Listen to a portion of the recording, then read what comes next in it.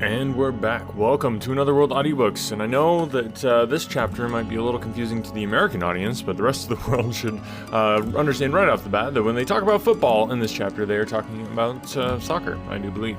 So, just wanted to put that clarification out there. Thank you guys for tuning in, thanks for listening, and looking forward to jumping into a new chapter of The Return of Sherlock. We're getting really close to the end here, so again, hit me up, anotherworldaudiobooks@gmail.com. Let me know what book you would like to hear next, and without further ado, let's get right into it and give you the next chapter of The Return of Sherlock.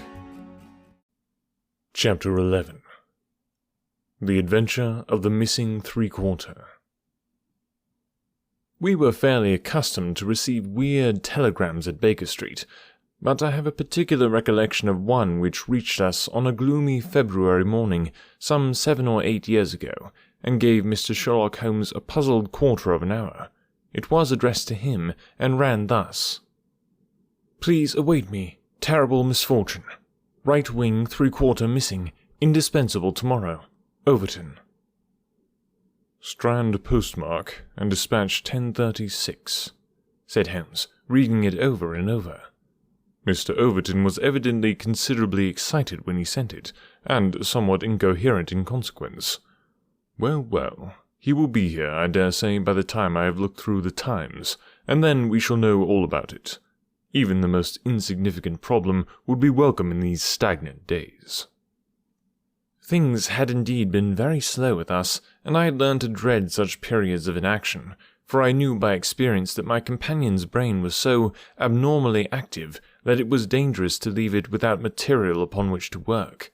For years I had gradually weaned him of that drug mania which had threatened once to check his remarkable career. Now I knew that under ordinary conditions he no longer craved for this artificial stimulus, but I was well aware that the fiend was not dead but sleeping, and I have known that the sleep was a light one, and the waking near when in periods of idleness I have seen the drawn look upon Holmes's ascetic face, and the brooding of his deep-set and inscrutable eyes. Therefore I blessed this Mr. Overton, whoever he might be, since he had come with his enigmatic message to break that dangerous calm which brought more peril to my friend than all the storms of his tempestuous life. As we had expected, the telegram was soon followed by its sender, and the card of Mr. Cyril Overton, Trinity College, Cambridge, announced the arrival of an enormous young man, 16 stone of solid bone and muscle, who spanned the doorway with his broad shoulders, and looked from one of us to the other with a comely face which was haggard with anxiety. "Mr. Sherlock Holmes?" My companion bowed. "I've been down to Scotland Yard, Mr. Holmes. I saw Inspector Stanley Hopkins. He advised me to come to you. He said that the case, so far as he could see, was more in your line than in that of the regular police." "Pray, sit down and tell me what is the matter." "It's awful, Mr. Holmes. Simply awful. I wonder my hair isn't grey. Godfrey Stanton. You've heard of him, of course. He's simply the hinge that the whole team turns on. I'd rather spare 2 from the pack and have Godfrey for my 3/4 line. Whether it's passing or tackling or dribbling, there's no one to touch him, and then he's got the head and can hold us all together. What am I to do? That's what I ask you, Mr. Holmes. There's Morehouse, first reserve, but he is trained as a half, and he always edges right in on the scrum instead of keeping out on the touchline. He's a fine place kick, it's true, but then he has no judgment, and he can't sprint for nuts. Why, Morton or Johnson, the Oxford Flyers, could romp round him. Stevenson is fast enough, but he couldn't drop from the 25 line, and a 3/4 who can't either punt or drop isn't worth a place for pace alone. No, Mr. Holmes, we are done, unless you can help me to find Godfrey Stanton." My friend had listened with amused surprise to this long speech, which was poured forth with extraordinary vigour and earnestness, every point being driven home by the slapping of a brawny hand upon the speaker's knee. When our visitor was silent, Holmes stretched out his hand and took down letter S from his commonplace book. For once he dug in vain into that mine of varied information. "There is Arthur H. Stanton, the rising young forger," said he, "and there was Henry Stanton, whom I helped to hang, but Godfrey Stanton is a new name to me." It was our visitor's turn to look surprised. "Why, Mr. Holmes, I thought you knew things," said he. "I suppose, then, if you have never heard of Godfrey Stanton, You don't know Cyril Overton either?" Holmes shook his head good-humouredly. "Great Scott!" cried the athlete. "Why, I was first reserve for England against Wales, and I've skippered the varsity all this year. But that's nothing. I didn't think there was a soul in England who didn't know Godfrey Stanton, the crack three-quarter, Cambridge, Blackheath, and 5 internationals. Good Lord, Mr. Holmes, where have you lived?" Holmes laughed at the young giant's naive astonishment. "You live in a different world to me, Mr. Overton, a sweeter and healthier one. My ramifications stretch out into many sections of society, but never, I am happy to say, into amateur sport, which is the best and soundest thing in England. However, your unexpected visit this morning shows me that even in that world of fresh air and fair play, there may be work for me to do.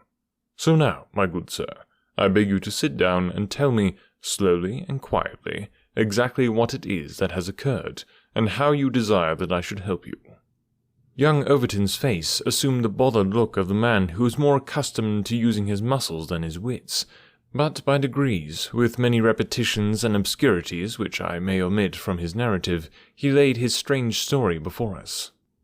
"It's this way, Mr. Holmes. As I have said, I am the skipper of the rugger team of Cambridge varsity, and Godfrey Stanton is my best man. Tomorrow we play Oxford. Yesterday we all came up and we settled at Bentley's private hotel.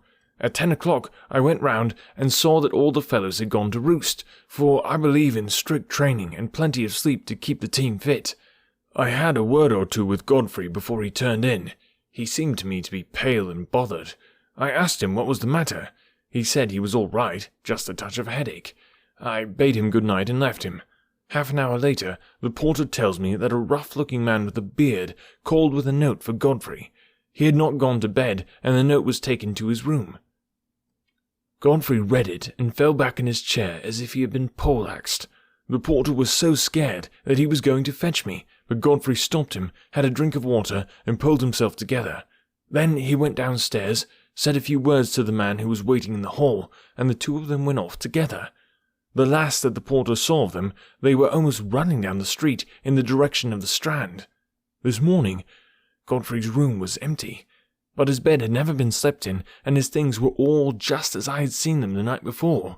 He had gone off at a moment's notice with this stranger, and no word had come from him since. I don't believe he will ever come back. He was a sportsman, was Godfrey, down to his marrow, and he wouldn't have stopped his training and let in his skipper if it were not for some cause that was too strong for him. No, I feel as if he were gone for good, and we should never see him again." Sherlock Holmes listened with the deepest attention to this singular narrative. "What did you do?" he asked. "I wired to Cambridge to learn if anything had been heard of him there. I have had no answer. No one has seen him." "Could he have gone back to Cambridge?" "Yes, there is a late train, 11:15. "But as far as you can ascertain, he did not take it?" "No, he has not been seen." "What did you do next?" "I wired to Lord Mount James." "Why to Lord Mount James?" "Godfrey is an orphan, and Lord Mount James is his nearest relative, his uncle, I believe." "Indeed. This throws new light upon the matter. Lord Mount James is one of the richest men in England." "So I've heard Godfrey say." "And your friend was closely related?" "Yes, he was his heir, and the old boy is nearly 80, cram full of gout too. They say he could chalk his billiard cue with his knuckles. He never allowed Godfrey a shilling in his life, for he is an absolute miser, but it will all come to him right enough." "Have you heard from Lord Mount James?" "No." "What motive could your friend have in going to Lord Mount James?" "Well, something was worrying him the night before, and if it was to do with money it is possible that he would make for his nearest relative, who had so much of it, though from all I have heard he would not have much chance of getting it. Godfrey is not fond of the old man. He would not go if he could help it." "Well, we can soon determine that. If your friend was going to his relative, Lord Mount James, you have then to explain the visit of this rough-looking fellow at so late an hour, and the agitation that was caused by his coming." Cyril Overton pressed his hands to his head. "I can make nothing of it," said he. Well, I have a clear day, and I shall be happy to look into the matter," said Holmes. "I should strongly recommend you to make your preparations for your match without reference to this young gentleman. It must, as you say, have been an overpowering necessity which tore him away in such a fashion, and the same necessity is likely to hold him away. Let us step round together to the hotel, and see if the porter can throw any fresh light upon the matter." Sherlock Holmes was a past master in the art of putting a humble witness at his ease, and very soon, in the privacy of Godfrey Stanton's abandoned room, he had extracted all that the porter had to tell. The visitor of the night before was not a gentleman, neither was he a working man. He was simply what the porter described as a medium-looking chap, a man of 50, beard grizzled, pale face, quietly dressed. He seemed himself to be agitated. The porter had observed his hand trembling when he had held out the note. Godfrey Stanton had crammed the note into his pocket. Stanton had not shaken hands with the man in the hall. They had exchanged a few sentences, of which the porter had only distinguished the one word, time. Then they had hurried off in the manner described. It was just 10:30 by the hall clock. "Let me see," said Holmes, seating himself on Stanton's bed. "You are the day porter, are you not?" "Yes, sir. I go off duty at 11. "The night porter saw nothing, I suppose?" "No, sir. One theatre party came in late. No one else." "Were you on duty all day yesterday?" "Yes, sir." "Did you take any messages to Mr. Stanton?" "Yes, sir. One telegram." "Ah, that's interesting. What o'clock was this?" "About 6. "Where was Mr. Stanton when he received it?" "Here in his room." "Were you present when he opened it?" "Yes, sir. I waited to see if there was an answer." "Well, was there?" "Yes, sir. He wrote an answer." "Did you take it?" "No, he took it himself." "But he wrote it in your presence?" "Yes, sir. I was standing by the door, and he with his back turned at that table. When he had written it, he said, 'All right, porter, I will take this myself.'" "What did he write it with?" "A pen, sir." "Was the telegraphic form one of these on the table?" "Yes, sir. It was the top one." Holmes rose. Taking the forms, he carried them over to the window, and carefully examined that which was uppermost. "It is a pity he did not write in pencil," said he, throwing them down again with a shrug of disappointment. "As you have no doubt frequently observed, Watson, the impression usually goes through, a fact which has dissolved many a happy marriage. However, I can find no trace here. I rejoice, however, to perceive that he wrote with a broad-pointed quill pen, and I can hardly doubt that we will find some impressions upon this blotting-pad. Ah, yes, surely, this is the very thing." He tore off a strip of the blotting paper and turned towards us with the following hieroglyphic. Cyril Overton was much excited. "Hold it to the glass," he cried. "That is unnecessary," said Holmes. "The paper is thin, and the reverse will give the message. Here it is." He turned it over, and we read, "Stand by us, for God's sake." So that is the tail end of the telegram which Godfrey Stanton dispatched within a few hours of his disappearance. There are at least 6 words of the message which have escaped us, but what remains, "Stand by us, for God's sake," proves that this young man saw a formidable danger which approached him, and from which someone else could protect him. Us, mark you. Another person was involved. Who should it be but the pale-faced, bearded man, who seemed himself in so nervous a state? What, then, is the connection between Godfrey Stanton and the bearded man?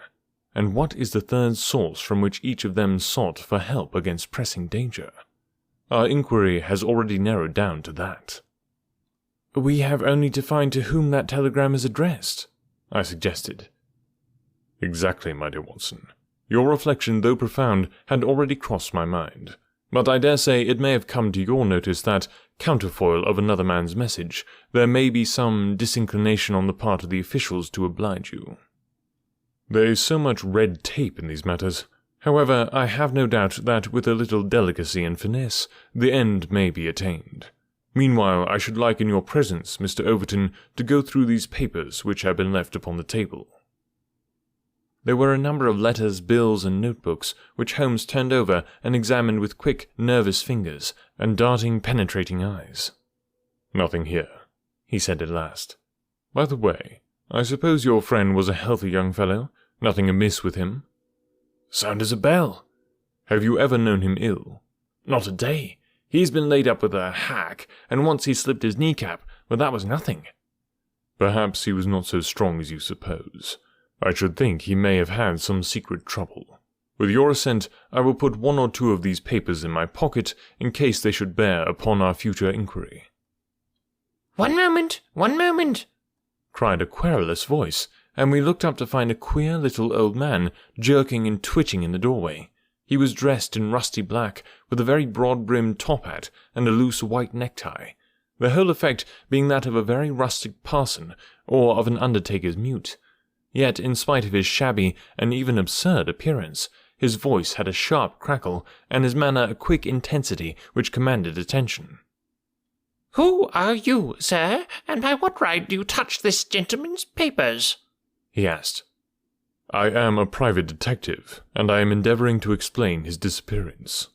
"Oh, you are you? And who instructed you, eh?" "This gentleman, Mr. Stanton's friend, was referred to me by Scotland Yard." "Who are you, sir?" "I am Cyril Overton." "Then it is you who sent me a telegram. My name is Lord Mount James. I came round as quickly as the Bayswater bus would bring me. So, you have instructed a detective?" "Yes, sir." "And are you prepared to meet the cost?" "I have no doubt, sir, that my friend Godfrey, when we find him, will be prepared to do that." "But if he is never found, Answer me that." "In that case, no doubt his family—" "Nothing of the sort, sir," screamed the little man. "Don't look to me for a penny, not a penny. You understand that, Mr. Detective? I am all the family that this young man has got, and I tell you that I am not responsible. If he has any expectations, it is due to the fact that I never wasted money, and I do not propose to begin to do so now. As to those papers with which you are making so free, I may tell you that in case there should be anything of value among them, you will be held strictly to account for what you do with them." "Very good, sir," said Sherlock Holmes.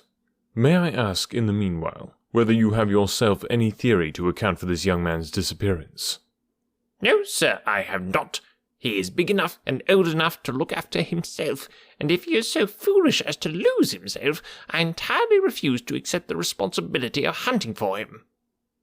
"I quite understand your position," said Holmes, with a mischievous twinkle in his eyes.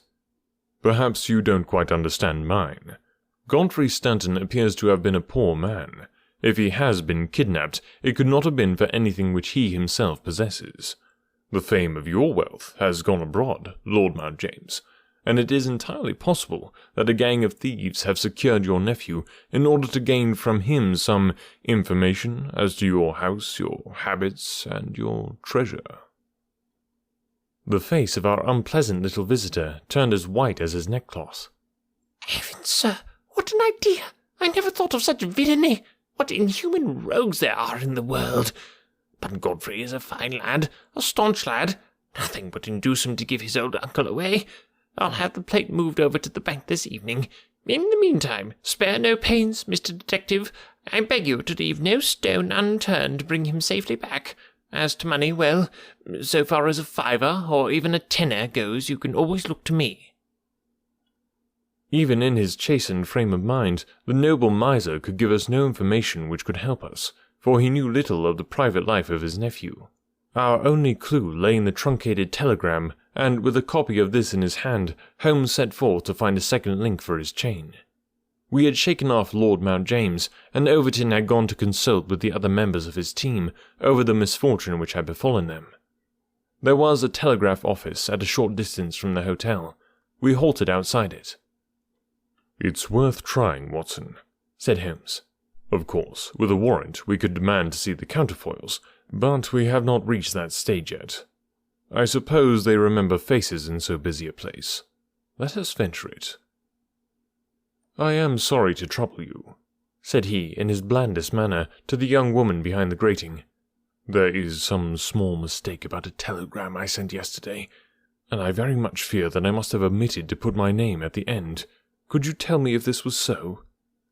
The young woman turned over a sheaf of counterfoils. "What o'clock was it?" she asked. A little after 6. Whom was it to? Holmes put his fingers to his lips and glanced at me. The last words in it were, "For God's sake," he whispered confidentially. "I am very anxious at getting no answer." The young woman separated one of the forms. "This is it. There is no name," said she, smoothing it out upon the counter. "Then that of course accounts for me getting no answer," said Holmes. "Dear me, how very stupid of me to be sure. Good morning, miss, and many thanks for having relieved my mind." He chuckled and rubbed his hands when we found ourselves in the street once more. "Well?" I asked. "We progress, my dear Watson, we progress. I had 7 different schemes of getting a glimpse of that telegram, but I could hardly hope to succeed the very first time." "And what have you gained?" "A starting point for our investigation." He hailed a cab. "King's Cross Station," said he. "We have a journey, then?" "Yes. I think we must run down to Cambridge together. All the indications seem to me to point in that direction." Ending on another little cliffhanger here, but we'll be back next week with part 2 of this episode. Thank you guys so much for your support of the podcast. I just love doing this, and it's just a huge part of my life, and it has been for like 5 years now. So I want to continue to do it, and the only way that I can do that is if you help me spread the word. So there's other ways to support the podcast. You can buy audiobooks, full audiobooks. You can become a patron if you'd like. You can buy merchandise as well. But if none of that stuff is stuff you can do, then all that I ask is you just tell a friend, tell an enemy about the podcast, get somebody else listening, because the more the audience grows, the more that I'll be able to keep doing this. So thank you so much for spreading the word, and we will catch you next week.